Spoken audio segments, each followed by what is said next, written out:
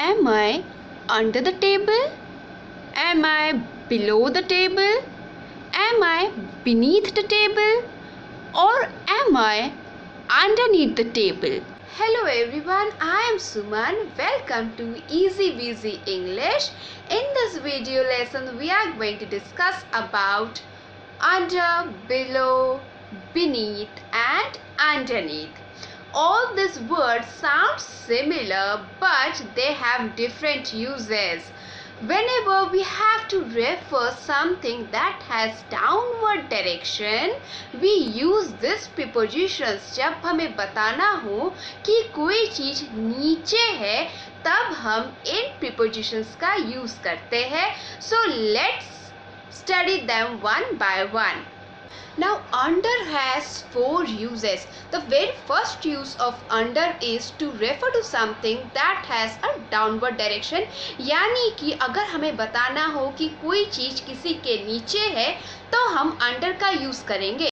The cat is under the table. The toys are under the bed. Under का use हम किसी situation या state of mind को बताने के लिए भी करते हैं. For example, she is under lot of pressure after the divorce. Under का यूज तब भी होगा जब हमें बताना हो कि कोई चीज कम है. अब वो एज भी हो सकता है या फिर क्वांटिटी भी हो सकती है.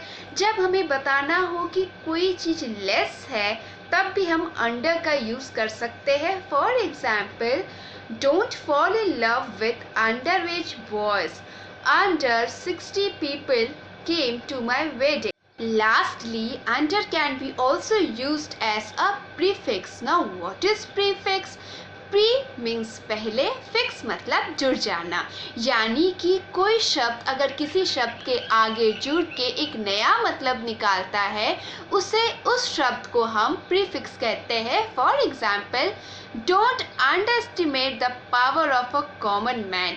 Here underestimate under और estimate से बना है, यानी कि हमें कॉमन मैन के पावर को कम नहीं आंकना चाहिए. He is an undergraduate student. यानी कि अब तक उसने ग्रेजुएशन नहीं किया है, वो अंडर ग्रेजुएट है, उसको ग्रेजुएशन करने में टाइम है, तो इसीलिए हम बोलेंगे he is an undergraduate student. Now let's talk about below. Below यानी कि नीचे, लेकिन ये अंडर से डिफरेंट है. कैसे डिफरेंट है? बिलो हम तब यूज करते हैं जब हमें बताना हो कि कोई चीज किसी के नीचे है, लेकिन वह एक ही सरफेस में है. ध्यान देने की बात है कि वो एक ही सतह में है, एक ही सरफेस में है. For example, Tom is below Jerry. यानी कि जेरी ऊपर है और नीचे टॉम है, लेकिन दोनों एक ही प्लेन में है, दोनों एक ही सरफेस या सतह पे है, इसीलिए हम बोलेंगे कि Tom is below Jerry. Now let's talk about beneath. Neath means under. Neath का मतलब होता है अंडर होना. We use beneath as a more formal word for under. Beneath का यूज हम तब करते हैं जब दोनों ऑब्जेक्ट का सरफेस डायरेक्टली एक दूसरे को टच कर रहा होता है. For example, I am wearing this suit beneath my shirt. यानी कि यहाँ पे दोनों सरफेस एक दूसरे को टच कर रहा है, तो इसीलिए मैं यहाँ पे beneath का यूज करूँगी, ना कि under या below का.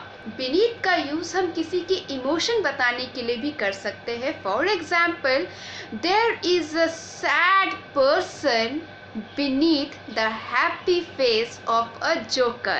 Lastly, we come to underneath. Neath means under, so it means under something. Again, it's the more formal word for under, but with this word, more emphasis is on the place or the location.